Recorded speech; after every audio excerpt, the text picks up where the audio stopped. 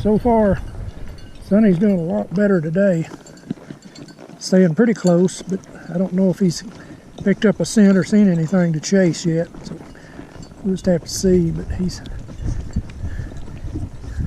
circling a lot, and that's what I like. I don't want him to be out there too far getting himself in trouble.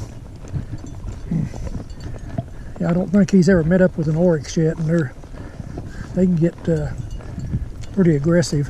Usually they'll run, but I wouldn't guarantee it. There's a picture, used to be on the internet, and it was from out here, I believe. Somebody took a picture of one standing at a distance, and it had a dead coyote stuck on its horns, on its antlers. Looked like it had rotted up there. They don't play. We've never had any trouble with them. They've always just kind of give us a wide berth, and we respect their area. One did follow us home a long time ago. Susie and I are both out here, and it was in the summertime, dry. He was a big one. He probably weighed 1,000 pounds. Sonny! And he followed us home. Figured he wanted water, because they sometimes come into the... Let's go. Oh, she's pooping. This here, you got to be careful on some of these spots like this. When it's a little bit wet, you can sink a horse up to their belly, and that's not a very pleasing feeling. They can usually kick their way out of it, but I don't. I've got into a couple of situations where I had a horse sink with me, and they usually get to their belly, and a good strong horse can usually fight their way out of it, but you never know. If it's a crossing like that, and if it looks wet or moist, you got to really be careful. You can see how high this water gets in this ditch here. When it really comes a big storm up in the mountains, it comes down through here in a flash flood. There's somebody's old tire that got caught somewhere. So we're going to go up this hill here, and I cleared it a while back. Go on, Blue. Go on, Blue. Get. She'll bite your bottom.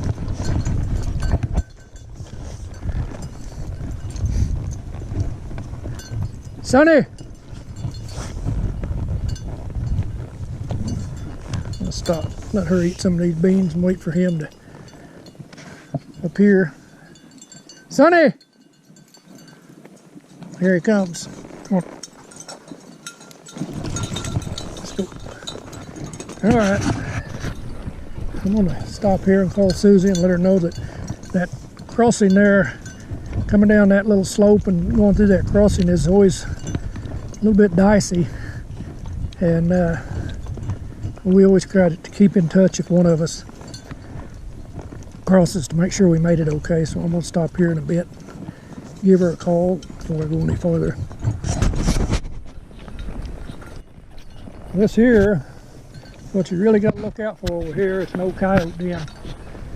And it's falling apart, caving in, but you can't come through here with this stuff real fast, especially if you're after a cow. You break a leg on a horse. He's really curious about it. They might still be using it, but I don't know. It's kind of caving in. So we're going to go on around here in this deep grass.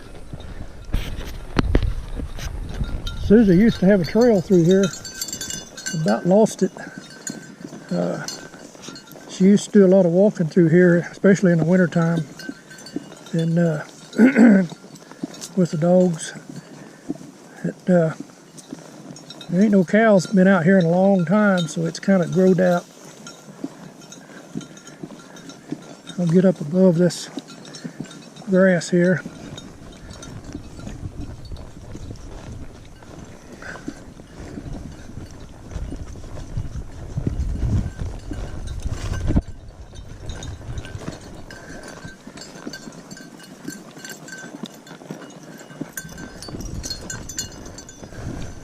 Yeah, I think her trail went right through here.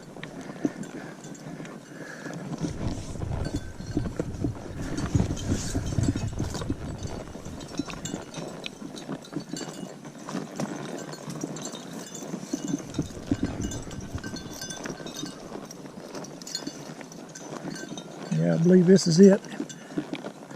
Ain't much of a trail now.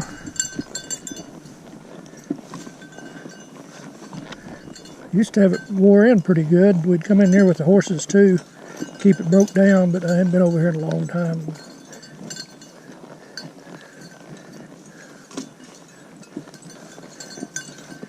Blue probably remembers the trail that he hadn't been over here in a long time either.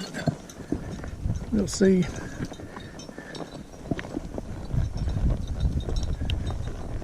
Yeah, it used to go right around that brush right yonder, and right along the edge here is the way she used to walk.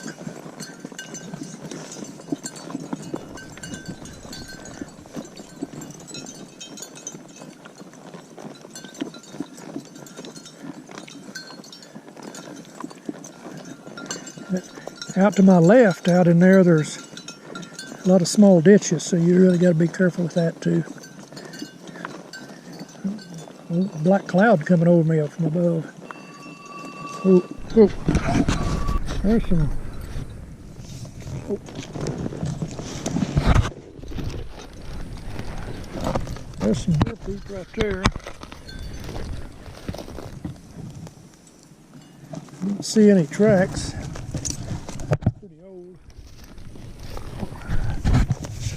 Walk along here a little bit.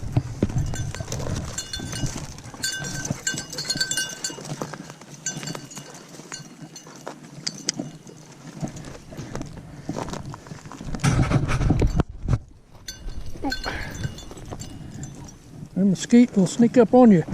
Ooh, don't feel good either.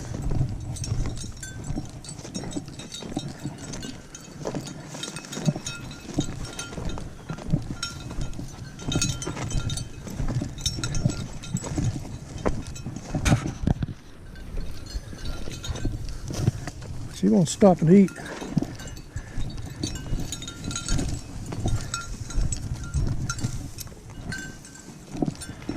I'm going to cut back over into these salt cedars. See what I can see.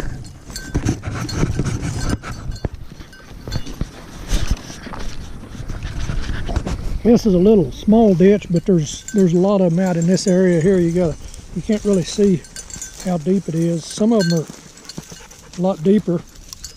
You really got to be careful coming through here very fast on a horse. They get covered up with this grass, and Blue likes to roll. You need to roll too. You're still all muddy. But there's some of them that's a lot narrower, and deeper than this, and you really can get in trouble. The horse will usually try to jump something like this at the last second, so you got to be ready. You know, they'll see it before you do usually. And we're just on the other side of that big arroyo. I'll walk over here where we was earlier. I'm gonna have to go. I'm filling some sprinkles. There's a few deer tracks here, just old though. And there's things like this out there. And this, you can sure get yourself in trouble with a horse on stuff like that if you can see this. And this is just probably from flooding, where it just wore a hole. It could be an old coyote den, but that's the old main ditch that we're usually on that other side, on the north side of it.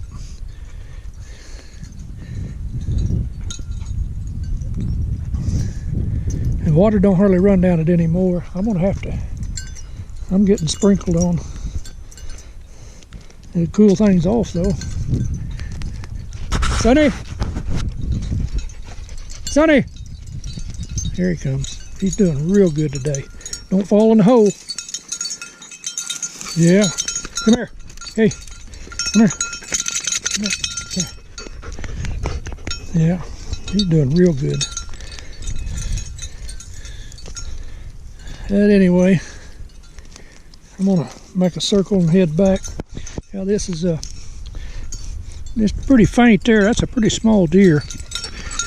Now, hey, you're all muddy. Quit. Come through here.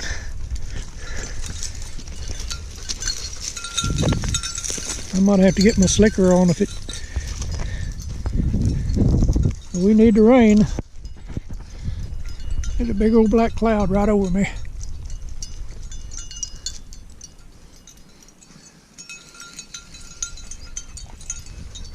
It's clear back to the west quite a bit.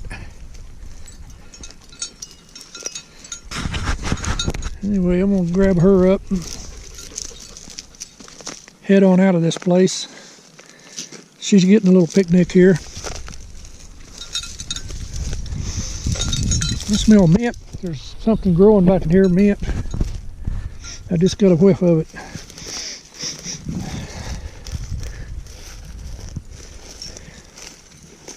I know a lot of people can't do it, and we didn't notice it so much when we lived closer to traffic areas and congestion and stuff, but when you get out farther like this, your sense of smell will come back like it should, and you really observe different smells.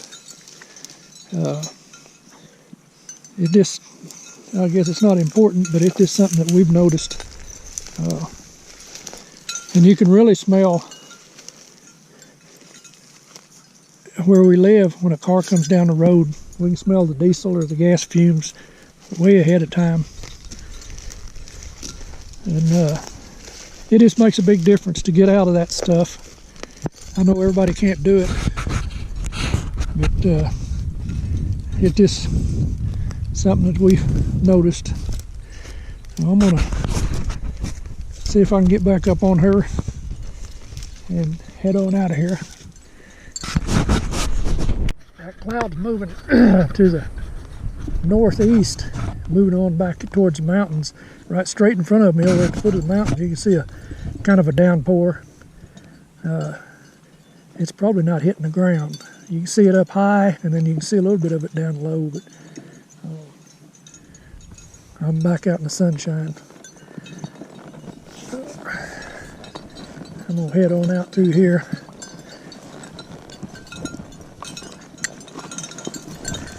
This is an old bulldozer trail that they made about a year or so ago. There's a fire got started out in this brush somewhere. They told me that they found a stolen car out here and it was set on fire. Come in from another direction. I don't know how they got in here.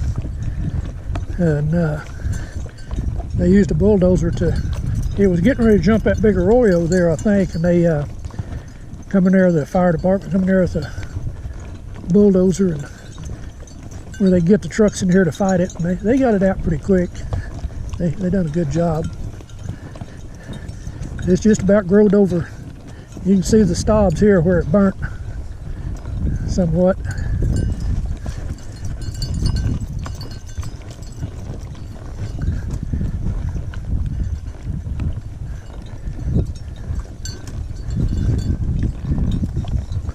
Now here,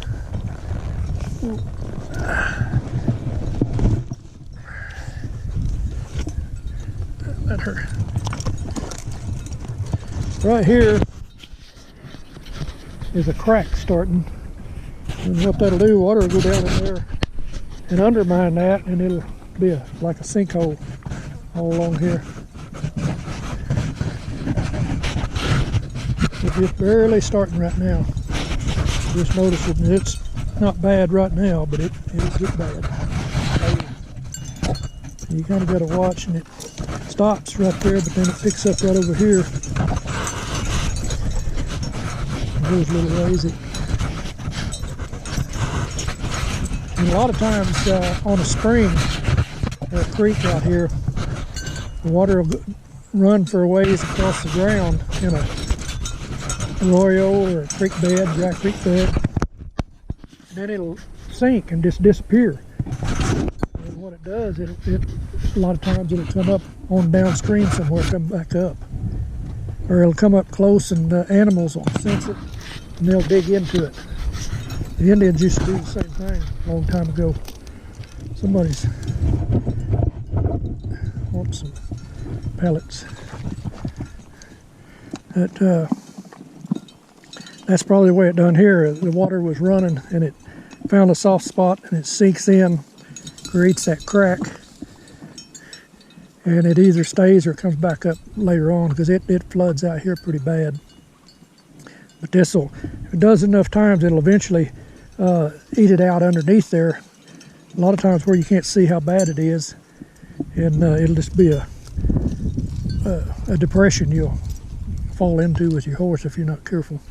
You know what happened, I was coming through this thicket here and I come up on this little dirt cleared out place, and deer dropped their antler here. They do that in the spring.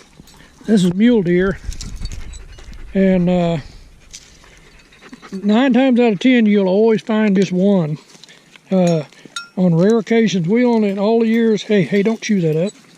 Hey, you don't find a full set because they drop them usually one at a time. Hey, you're not going to get that. Sonny wants this, but this is a mule deer, and he looks like he's probably about 3 years old maybe. And I'm not an expert on that, but I'll tie it on the saddle and take it home for Susie. She likes to keep these things. If you leave them out here, different animals will chew them up, just like he wants to chew it up right now. It's just probably got a lot of nutrients in it. I don't know what all's in it. I never have read about it. But anyway, we've only ever found one full set. I think it was elk antlers, and it was a young one. But usually they'll drop one, and a lot of times they'll drop them when they lay down or when they're getting up, when they're bedding down. And they do drop them when they're walking, but they just disconnect quick from their skull. I don't know whether there's any pain or not, but they just fall off. This hadn't been cut. That's just a natural thing that they do. And they do it in the early spring, usually around February. Is when we used to look for them up in the mountains and in the foothills, just something to do, and we found a lot over the years. People do look for them to sell, and what they're doing a lot now with four-wheelers is they can cover a lot of ground quick, and you can see them pretty easy from a distance. They really stand out on the ground, unless they're behind a log or behind a tree or something that you go on the other side of. But there's fellas that come through in the spring of the year and they'll buy these antlers, and the claim is they sell them to, I think, China, and they pay for them by the pound. They grind them up for potions and stuff like that. That's what I've been told. I don't know for sure what they do with it, but anyway, it's a market that people have tapped into. One time they would give about $12 a pound for them. I don't know what we've never sold any. We just, if we find any, we just hang them up on the fence. But anyway, you usually find one at a time like that. There's probably another one out here somewhere. Well, I'm sure there was or is, but very seldom do you find both antlers in the same spot. We've only done it in 30 years of looking or riding out here. We've only done it once, seen one pair in the same spot, and it looked like as where one was laying down and got up and they fell off. That's the story on them, and Sonny wants to eat it real bad. Sonny wants to eat everything real bad. And Sonny's getting cleaned up. You see the mud's not too bad now, but he's still, boy, you got a dirty bottom there. Hey, on one side where he laid in that mud. Here, Sonny, there's an alfalfa pellet. He needs his alfalfa pellets. But anyway,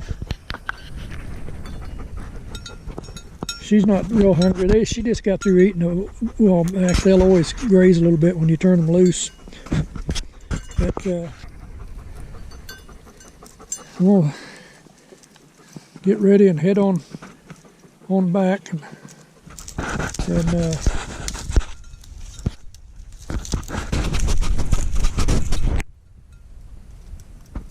make a big circle and head on back home.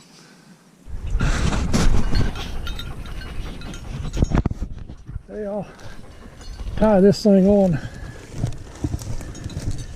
right over here. Okay, we'll get back to the crossing again. It's a little steep, but just have to take it slow.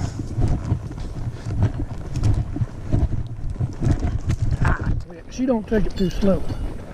I'm gonna have to work with her. Let's do that again. You don't have to do that. You know better.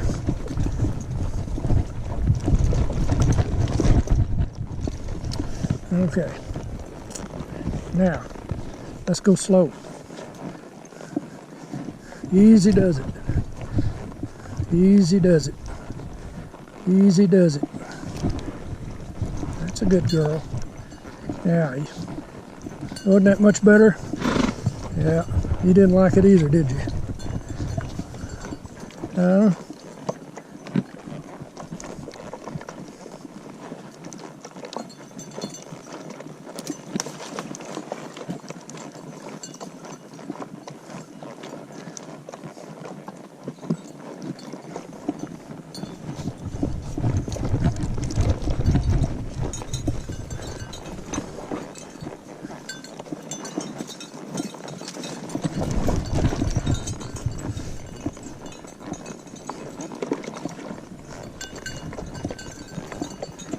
The clouds are building up.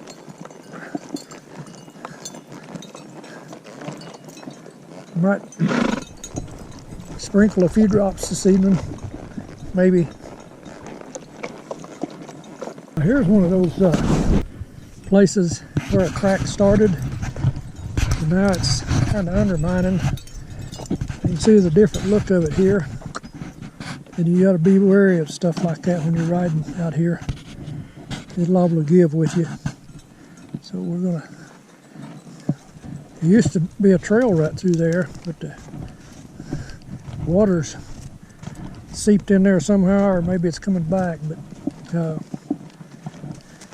it's sunk in and it'll eat it out underneath there a little bit more than it is showing right here. And it just slowly does it over a long period of time. Kind of dicey.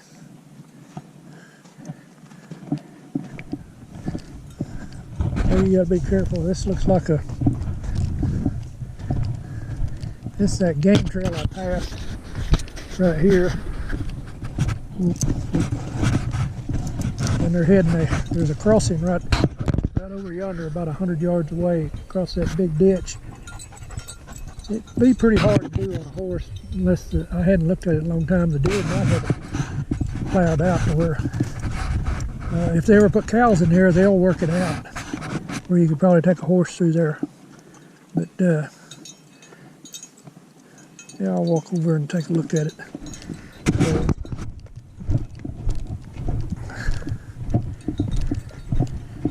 I've looked at it, but it's been a while, quite a while back.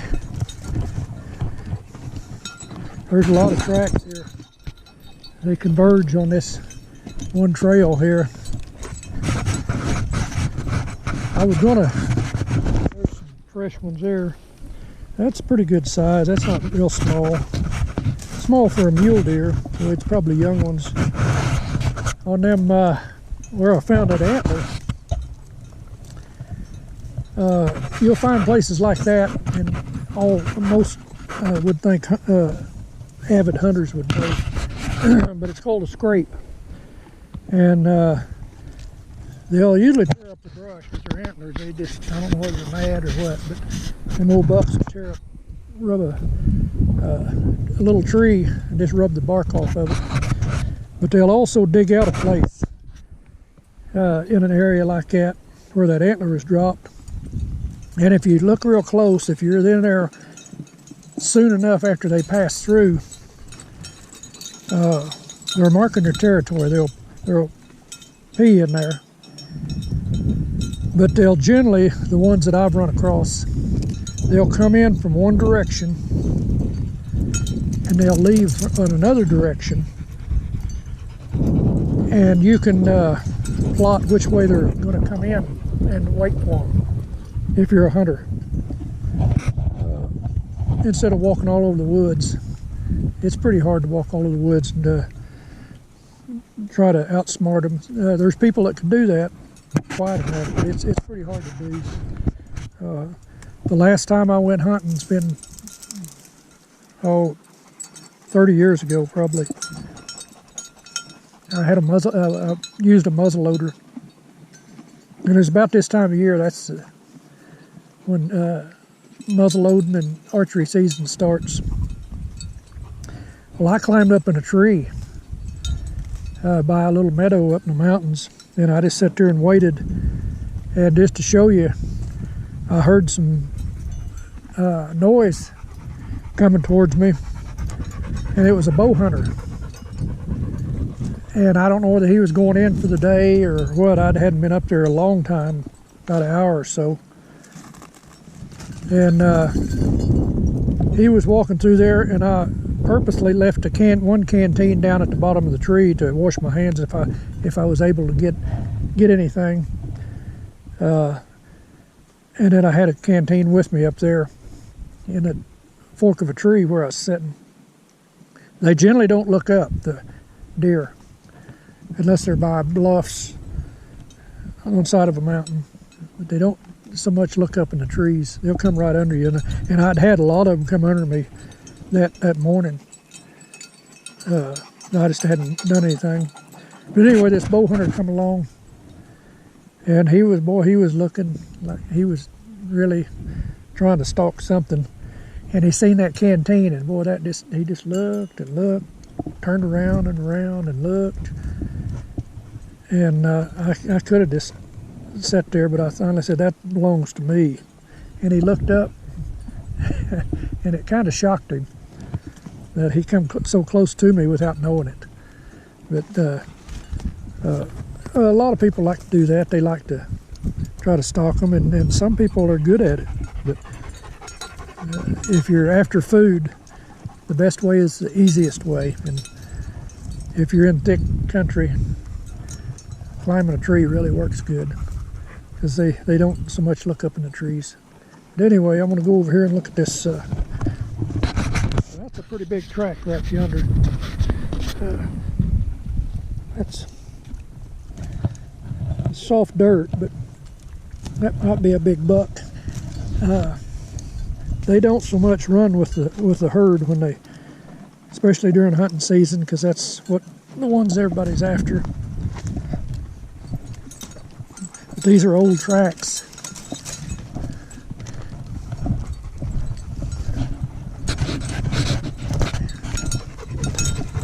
Watch it, Sonny, get out of the way. If I can, I'll just leave her here and let her browse on the stuff. And this is the way they go down, right here. It's a little bit iffy on a horse. You could probably come in from that way, but it's pretty steep. You're right here on the edge, and this could be undermined right here, so a lot of weight with a horse. They come right down through here. Watch out for snakes. They go right here. Come here, Blue. Come on back. So far, it'd be kind of hard to do that on a horse. You could if you had to, or you could break through that brush on the other side. The deer's been going both ways. I don't know where they go up over there. I haven't ever really come down here and looked at it good. But this is where they cross. And they go back and forth. There's not any water in the north or south of that ditch for a long ways, but there is water back to the north where I took the dogs the other day, and it's probably about a mile and a half, 2 miles north of here. And anyway, if they get it beat down a little, if the cows come in here, they'll get this beat down because they'll want to go down after that grass. There's a lot of grass in places down in that ditch.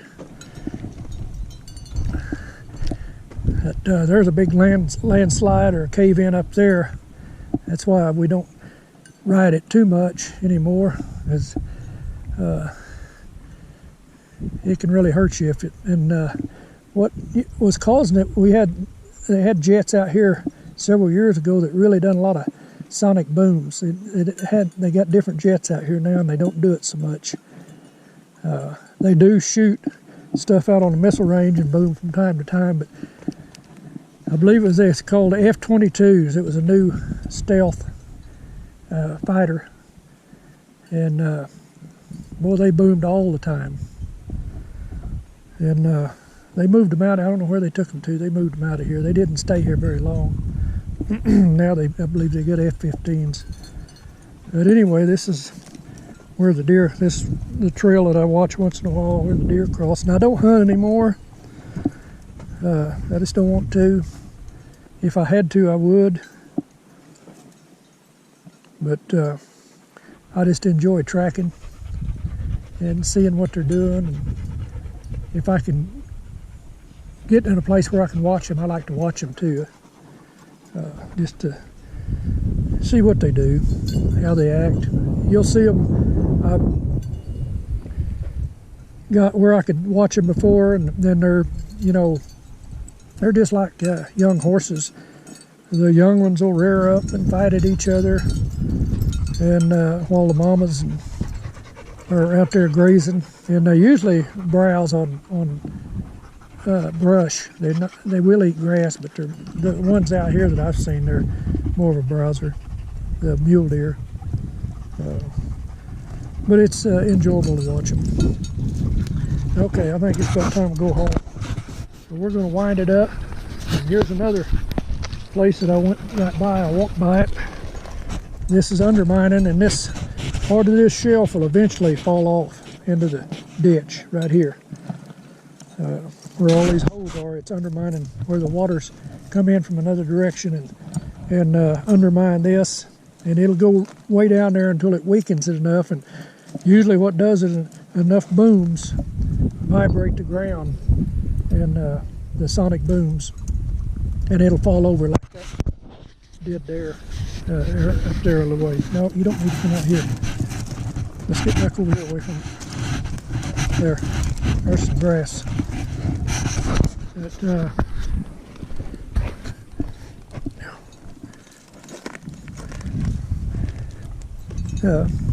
gotta watch this kind of stuff right here. So anyway, that's gonna be it for the day probably. We'll head on home. It's getting probably pretty close to lunchtime. Thanks for watching Northwest Homestead.